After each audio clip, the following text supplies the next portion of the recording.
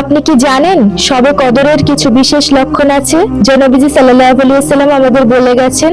এমনকি কিছু মানুষ বলেন এই রাতে নাকি গাছও সিজদা দেয়, কিন্তু এটা কি সত্য? আসুন কুরআন হাদিসের আলোকে দেখি। রাসূলুল্লাহ সাল্লাল্লাহু আলাইহি ওয়াসাল্লাম বলেছেন, শবে কদর হবে শান্ত, ঠান্ডা, প্রশান্তিময় রাত। সূর্য উঠবে নিষ্প্রভ আলো নিয়ে, তেজ কম থাকবে। এই রাতে ফেরেশতারা দুনিয়ায় নেমে আসেন এবং আল্লাহর রহমত ছড়িয়ে দেন। কিন্তু গাছ সিজদা দেয় কি?